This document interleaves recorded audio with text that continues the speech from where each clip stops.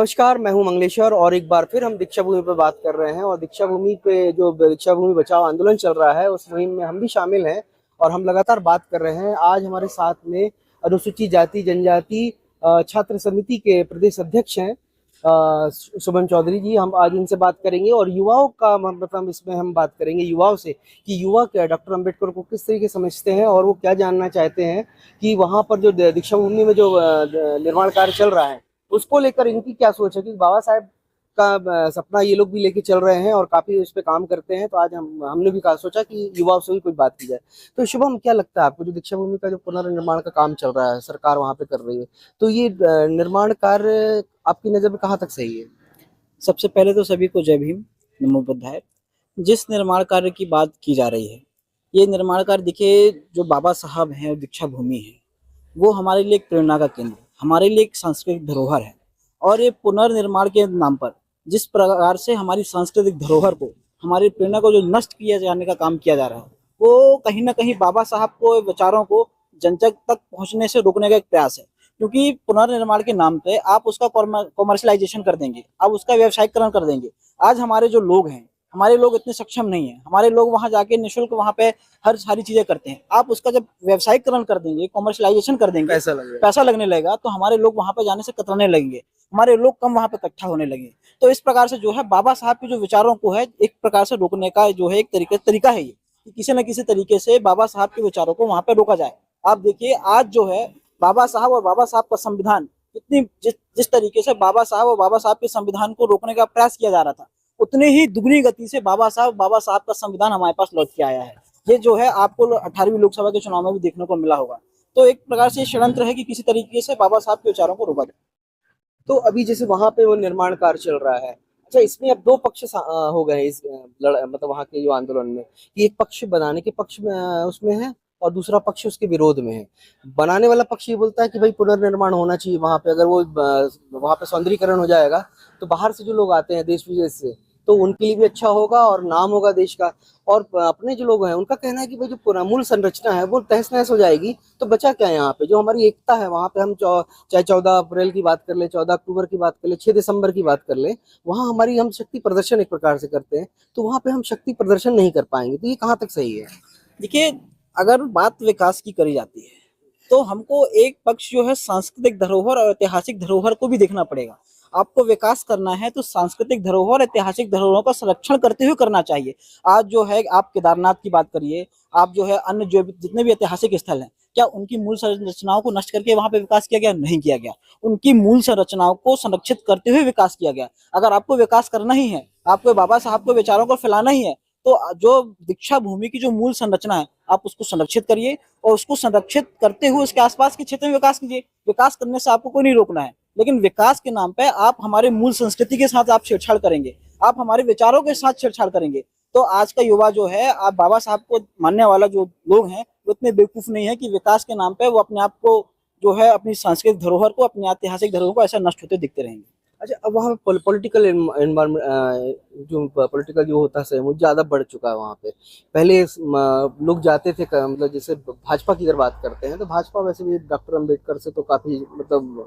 दूरी थी और कभी बात नहीं करती थी, लेकिन अचानक अब वो अंबेडकर के प्रति उसका प्रेम भाव बड़ा बढ़ गया है। अब तो गडकरी जाते हैं वहाँ पे, समय बिताते हैं, बैठते हैं। अब तो चुनाव में भी इस बार ऐसा पता चला है कि बगैर दलित के वो तो चुनाव जीते नहीं है। दलित अगर उनको सहयोग नहीं करता तो वो जीतते भी नहीं। दूसरा है वहाँ पे देवेंद्र फडणवीस, इनका भी इन्वॉल्वमेंट ज्यादा बढ़ गया है। तो ये भाजपा, और अब तो मैं भाजपा की बात नहीं कर रहा, कांग्रेस का ही बड़ा है, दूसरी अदर पार्टियों का ही बड़ा। ऐसा क्या मतलब लगता है कि ये पार्टियां अब इसमें डॉक्टर अंबेडकर को पकड़ के चल रही हैं? देखिए, ये देश जो है एक लोकतांत्रिक देश है, ये देश संविधान से चलता है और इस देश का संविधान जो है बाबा साहब ने बनाया हुआ है। और इस देश के लोगों को, खासकर सत्ताधारी पार्टियों को, पॉलिटिकल पार्टियों को ये समझ में आ गया है कि ये देश संविधान से चलेगा और संविधान से ही चलता आ रहा है। अगर हम बाबा साहब को इग्नोर करते हैं, अगर हम बाबा साहब को मानने से इनकार करते हैं, तो कहीं ना कहीं हम भारत के संविधान को मानने से इनकार कर रहे हैं और भारत के संविधान के बगैर इनका कोई अस्तित्व नहीं है। यही कारण है कि चाहे सत्ताधारी दल हो, चाहे विपक्ष का दल हो, अब सब जो है बाबा साहब का नाम ले रहे हैं, सब जो है संविधान का नाम ले रहे हैं। अभी आप देखें, आप हाल ही में जो आम जो चुनाव संपन्न हुए हैं 18वीं लोकसभा के, उसमें भी देखा गया बहुत सारी ऐसी पॉलिटिकल पार्टीज थी, बहुत सारे ऐसे राजनीतिक दल थे, ना केवल भारतीय जनता पार्टी और भी अन्य दल हैं, वो दल जो है भारतीय संविधान का नाम लेके, बाबा साहब का नाम लेके जीवित हो गई। जिनका कोई अस्तित्व नहीं था, उनने अपने आप को वापस स्टे कर लिया केवल केवल बाबा साहब और बाबा साहब के संविधान की बदौलत। तो कहीं ना कहीं लोगों को समझना पड़ेगा, हम और हमारा जो अस्तित्व है वो बाबा साहब के संविधान की बदौलत है। यही कारण है कि चाहे भारतीय जनता पार्टी हो, चाहे देवेंद्र फडणवीस हो, चाहे नितिन गडकरी हो, या कोई भी सत्ताधारी दल हो, या कोई भी राजनीतिक दल हो, उनको बाबा साहब को उनकी मजबूरी बन गई है कि हमको बाबा साहब का नाम लेना पड़ेगा, हमको बाबा साहब के पास जाना पड़ेगा।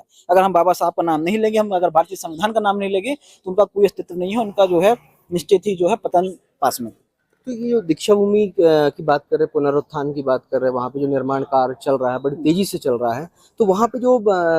दीक्षा भूमि स्मारक समिति है, ट्रस्ट है वो, तो वहाँ पे कार्यकर जो वहाँ के पदाधिकारी हैं, तो अब ऐसा बताया जा रहा है कि जो निर्माण कार्य अगर ट्रस्ट के तो आप कर नहीं सकते, क्योंकि सरकार जब 200 करोड़ रुपए दी है वहाँ पे, 100 करोड़ रुपए पहली किस्त मिल गई है, 100 करोड़ इसके बाद मिलेगा। तो इन्होंने मतलब क्या लगता है आपको कि जो परमिशन दी है बनाने की, तो ये ट्रस्ट को है इतना अधिकार कि वो वहाँ पे उनको परमिशन देनी चाहिए? देखिए, अगर जो जैसी बात आप बता रहे हैं, इससे स्पष्ट होता है कि ट्रस्ट की भूमिका भी कहीं ना कहीं संदेहास्पद है। अगर ट्रस्ट इस मसले पे अगर बाबा साहब के विचारों को सच्चे तरीके से अगर फॉलो करता मानता, तो जो बाबा साहब की जो दीक्षा भूमि है, भगवान बुद्ध की जो दीक्षा भूमि है, उसको जो है उसकी मूल संरचना से खिलवाड़ करने का जो है परमिशन वो कभी भी नहीं देते। तो जिस तरीके से वहाँ के ट्रस्ट ने इसको परमिट किया है, ये स्पष्ट है कि ट्रस्ट की भूमिका भी इस पूरे मसले में बहुत संदेहास्पद है, जिस पर जो है बाबा साहब को मानने वाले लोगों को और जो बाबा साहब से दीक्षा भूमि से जुड़े हुए लोग हैं, उनको सभी को जो है ट्रस्ट की भूमिका पर भी जो है पुनर्विचार करना चाहिए और ये देखना चाहिए कि किस तरीके से ट्रस्ट ने वहां पर पुनर्निर्माण की परमिशन दी और बाबा साहब की दीक्षा भूमि की जो मूल संरचना उससे खिलवाड़ करने का जो है इनको खुला रास्ता दिया। अच्छा, एक चीज अब और वहाँ पे सामने आ रही थी कि पहले पार्किंग को लेके बात की जा रही थी कि भले वहाँ पे सरकार ने भी बताया है, वहाँ ट्रस्ट के लोग भी यही बोल रहे हैं कि भाई वहाँ पार्किंग बहुत जरूरी है, कि 14 अप्रैल हो या फिर 14 अक्टूबर, सबसे बड़ा 14 अक्टूबर को होता कार्यक्रम वहाँ पे, कि जब 14 अक्टूबर 1956 को बाबा साहब ने दीक्षा ली थी, तो वो बहुत अहमियत हो जाता है। तो उस 14 अक्टूबर का जो कार्यक्रम होता है वहाँ पे दीक्षा परिवर्तन धम्म परिवर्तन दिवस जो वहाँ तो मनाया जाता है, तो काफी लाखों की संख्या में लोग आते हैं। तो अब ट्रस्ट के लोगों का कहना है कि भाई इतने लोग आते हैं तो वहाँ पार्किंग, और फिर उसके अलावा पार्किंग तो वैसे भी बाहर लगती है, 2 किलोमीटर बाहर लगती है, लेकिन बाद में भी जो लोग आते हैं तो बोले पार्किंग, तो इतने लोग तो डेली आते नहीं है, 100 200 300, तो इतने की तो मेरे ख्याल से इतना खाली उसमें भी पार्किंग कर सकते हैं, जरूरत नहीं थी मल्टी लेवल की पार्किंग बनाने की। तो आपको क्या लगता है कि पार्किंग के बहाने दीक्षा भूमि को क्या हथियाने की कोशिश की जा रही है दूसरे लोगों के द्वारा? देखिए, बहुत गंभीर प्रश्न चिन्ह आपने उठाया है। बात अगर केवल पार्किंग की है, तो जिस तरीके से राम मंदिर निर्माण के नाम पर सैकड़ों एकड़ जमीन राम मंदिर के अलावा भी जो है सरकार ने ट्रस्ट को दी और वहां पे जो अलग जो सुख सुविधाएं की चीजें थी वहां पे उपलब्ध कराई गई, ठीक उसी तरीके की व्यवस्था जो है दीक्षा भूमि में की जा सकती थी। आप जो है दीक्षा भूमि की जो मूल जो 22 एकड़ की जमीन है, उसको छोड़ के आप आइड साइड की और भी जमीन को जो है आप हायर कर सकते हो और वहां पे इस व्यवसायीकरण का जो भी आपका जो उद्देश्य है पुनरुत्थान का, वो आप कर सकते हो। नहीं, लेकिन उनको कहाँ बनाना है, केवल उसी 22 एकड़ जमीन में बनाना है, ताकि जो हमारी भीड़ आ रही थी, लाखों की भीड़ आ रही थी, वो कम हो जाए और हमारे जो लोग हैं इकट्ठे ना हो पाए और जो बाबा साहब का जो विचारों की जो क्रांति चल रही है उसको किसी न किसी तरीके से रोका जाए। तो आपको क्या लगता है कि कुल मिला के ये दीक्षा भूमि में हमला है? बिल्कुल, मेरे हिसाब से जो है ये दीक्षा भूमि पर, बाबा साहब के विचारों पर, हमारी संस्कृति पर, हमारी सभ्यता पर एक बहुत बड़ा हमला है, जिस पर हमको विचार करना चाहिए। तो अब आप तो युवाओं का, छात्रों का प्रतिनिधित्व करते हैं, तो आपको क्या लगता है कि अभी जो 1 जुलाई को वहाँ पे बहुत बड़ा आंदोलन होने वाला है, तो आपकी उसमें कितनी भागीदारी रहेगी? देखिए, बाबा साहब की संस्कृति को बचाने के लिए, दीक्षा भूमि को, संस्कृति को बचाने के लिए पूरे देश के जितने भी बाबा साहब को मानने वाले लोग हैं एकजुट हुए हैं और मध्य प्रदेश में भी इसका जोरदार जवाब दिया जाएगा। छात्र संगठन की ओर से भी 1 तारीख को उस आंदोलन को समर्थन करने के लिए यहाँ पर भी जो है धरने आंदोलन वगैरह किए जाएंगे। तो जैसा कि अभी मैं बताऊं आपको कि ये छात्र संघर्ष समिति के जो हमारे प्रदेश अध्यक्ष शुभम चौधरी, इनका कहना है कि वो उनकी भी पूरी भागीदारी उसमें रहेगी और वो इसके लिए पुरजोर से मतलब प्रयास करेंगे। और बात करें अगर हो रही है दीक्षा भूमि की, और दीक्षा भूमि के लिए जो वहाँ पे